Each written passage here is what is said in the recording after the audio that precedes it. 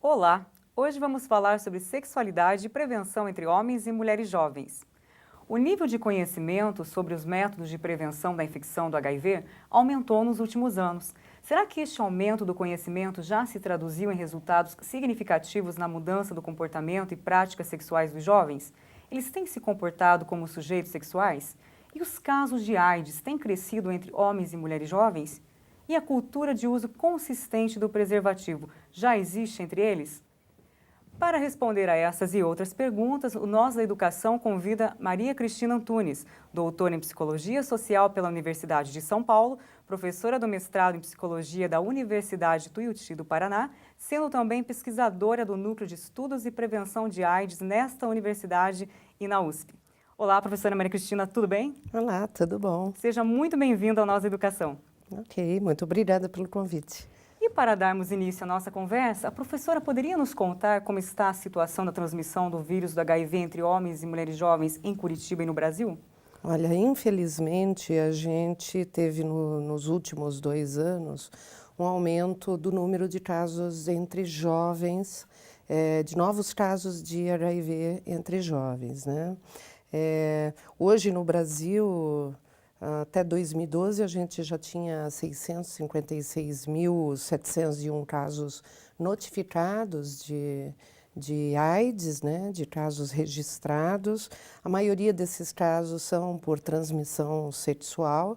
A gente sabe, por exemplo, que 65% desses casos em homens e 88,7% em mulheres é de transmissão sexual, né? E só no Paraná, até 2012, já tinham 31.935 casos acumulados. Entre jovens, por exemplo, a gente observou esse aumento nos últimos anos e que tem preocupado o Ministério da Saúde e todos os órgãos que trabalham nessa frente de prevenção. Esse aumento se deve às atitudes e práticas sexuais dos jovens e como que se dão essas práticas sexuais? Ao uso do preservativo, eles estão preocupados em se prevenir contra a AIDS, professora?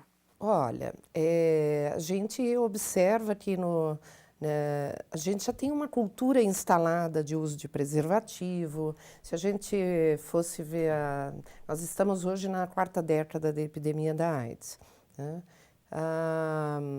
No início da epidemia, ninguém ouvia falar sobre preservativo, era difícil comprar preservativo, tinha muitos tabus e preconceitos sobre o preservativo, né? Hoje em dia você vai em qualquer posto de gasolina, supermercado, você encontra o preservativo. O discurso ele está já mais incorporado na nossa cultura diária da população em geral, mas infelizmente o uso ainda é muito aquém daquilo que a gente espera que seja. E quais seriam os motivos que levam homens e mulheres jovens a não fazerem uso do preservativo durante a relação sexual? Será que conhecer bem o parceiro, ter um relacionamento estável, a própria fidelidade, a paixão seriam obstáculos para não se fazer o uso da camisinha? Olha, a gente fez uma pesquisa aqui na cidade de Curitiba em jovens de ensino médio, né? Foram feitas em escolas públicas com 400 jovens, uma amostra probabilística da cidade, de todas as regiões. E é interessante a gente notar, por exemplo, que 75% desses jovens, eles já têm vida sexual ativa. Eram jovens de 3º ano, né, de 15 a 18 anos de idade, e a gente observa um número muito pequeno de jovens que usam preservativo. Então, por exemplo, como você disse, né, a questão do tipo de parceiro, né? Quando a gente observa os dados da pesquisa, 39% só que usa o preservativo com os parceiros regulares. Com o parceiro casual, essa porcentagem aumenta para 61%, né?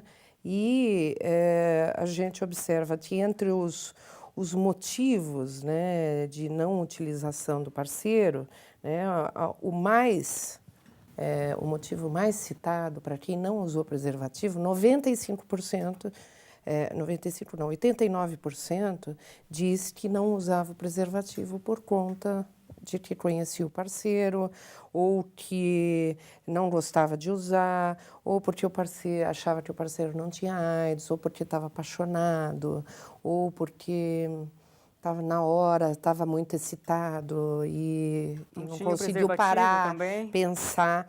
Exatamente. Aí, um dado assustador, 42% afirma que não tinha o preservativo na hora. E isso é um grande problema, porque a gente observa ainda muita resistência de alguns governos e de algumas pessoas dentro das instituições escolares que ainda resistem à distribuição de preservativo dentro da escola. Professora, uma outra situação, ir à balada e beber demais, seria um motivo para não se usar o preservativo? Ele também é, mas só 19% afirma que não usou preservativo porque tinha bebido.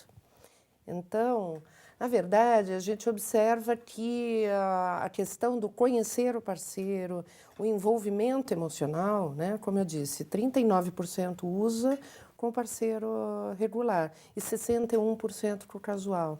Então, quando a pessoa não conhece o parceiro, o uso é bem maior. Questão Né? da confiança. A questão da confiança, mas infelizmente, né, como já dizia uma campanha antiga, né, quem vê cara não vê AIDS, né? A pessoa não pode adivinhar, né, se a pessoa tem HIV ou não. Ela é uma doença que pode ficar no organismo da pessoa durante muito tempo sem se manifestar, durante anos às vezes, e a pessoa pode ser portadora do vírus e nem saber, né? Além disso, os jovens apontam como um dos motivos para não fazerem uso da camisinha a perda do prazer. Essa ideia é um mito e o mais importante, professora, o que fazer para desmistificar as dificuldades sobre o uso desse preservativo? Olha, em geral, a questão entre as mulheres, às vezes esse discurso aparece, mas muito menos, né? Os meninos muitas vezes reclamam da perda do prazer. A gente tem que trabalhar isso no sentido de mostrar que dá para ter prazer com o uso do preservativo, que isso não interfere na qualidade, na intensidade de um orgasmo, né? E que essa perda de sensibilidade ela pode ser manejada usando lubrificante. É uma coisa que a gente ensina nas oficinas de sexualidade para os jovens, quando a gente demonstra o uso de preservativo, é de se colocar uma gotinha de lubrificante dentro do preservativo antes de colocar o preservativo no pênis. Isso vai formar uma camadinha de lubrificante que vai diminuir o atrito do preservativo com a glande, né, do pênis, que é a região onde o menino tem mais prazer. Então, a gente indica sempre o uso do lubrificante para tirar essa sensação que, como eles dizem, né, de chupar bala com papel. De repente, esse tipo de situação é porque eles não sabem fazer uso consistente do preservativo. E muitas vezes não sabe colocar, tem medo, não... então a gente precisa trabalhar essas informações, né? Usar preservativo é questão de treino, né? Como Agora, qualquer outro comportamento, sim. a gente aprende, né? Agora, independente da prática sexual, é fundamental o uso do preservativo, professora. Sim, sim. Para qualquer tipo de prática sexual é importante o uso de preservativo, porque a gente não tem só o HIV, a gente tem o HPV, a gente tem outras doenças sexualmente transmissíveis, que mesmo sem a penetração, né, como dizem os jovens, só naquele rala e rola, sem penetração, às vezes você pode pegar HPV, outras doenças. Então é importante o uso do preservativo sempre, né? O pensamento preconceituoso de que a AIDS é uma doença relegada a homossexuais e profissionais do sexo existe entre os jovens? E tal pensamento seria uma barreira na percepção da vulnerabilidade deles, professora? Olha, eu acho que no começo da epidemia ainda se tinha muito essa crença, né? É uma crença errada de que existiam grupos de risco. Isso até pelo próprio modo como foi trabalhada a prevenção na primeira década da epidemia, depois, isso acabou reforçando essa ideia de grupo de risco. Depois, a gente deixou de lado esse discurso, porque hoje, fundamentalmente,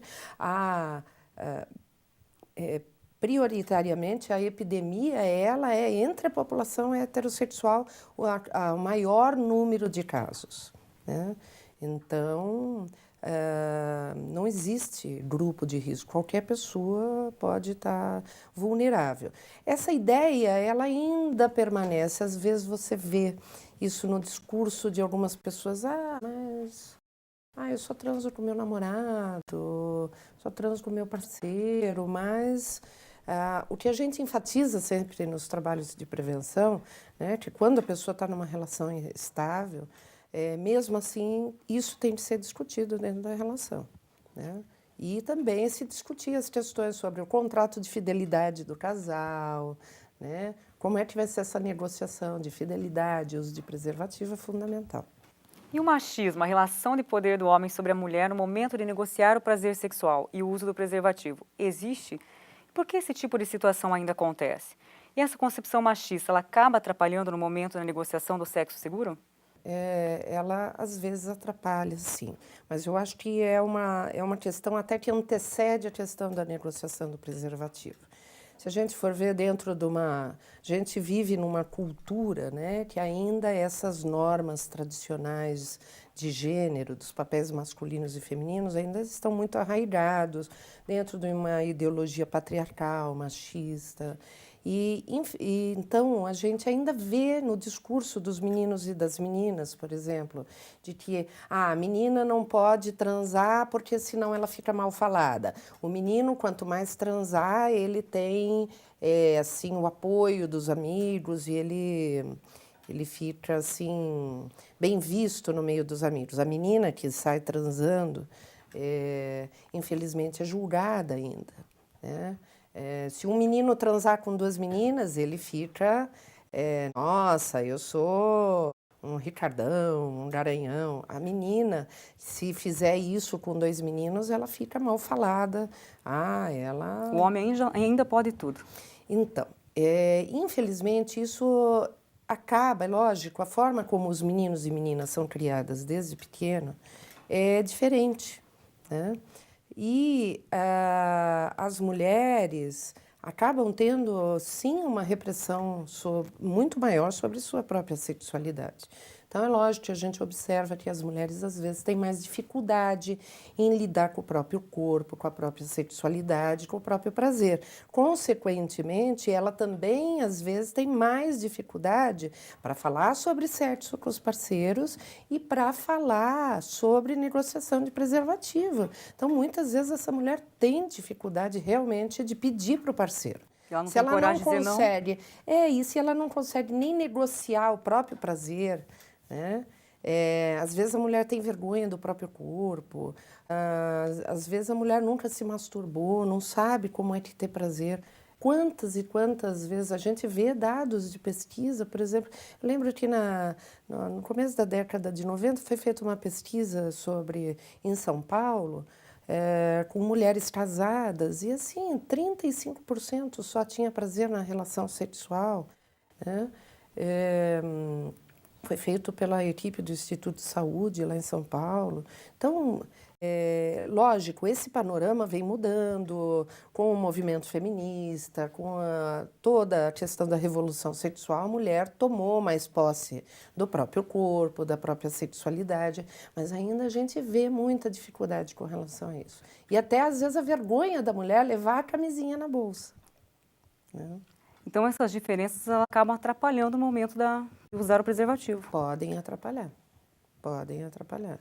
E a gente vê, lógico, consistentemente algumas diferenças de gênero, né? Por exemplo, as mulheres usam menos o preservativo porque conhecem o parceiro do que os homens. A questão de não ter o preservativo à disposição, né? Os homens, eles usam menos preservativo porque não tinha na hora do que as mulheres. Então, a gente tem diferenças de gênero em todos os aspectos. Ok, professora. E no próximo bloco, vamos falar sobre como conscientizar homens e mulheres jovens a se tornarem agentes de sua vida sexual, isto é, sujeitos sexuais.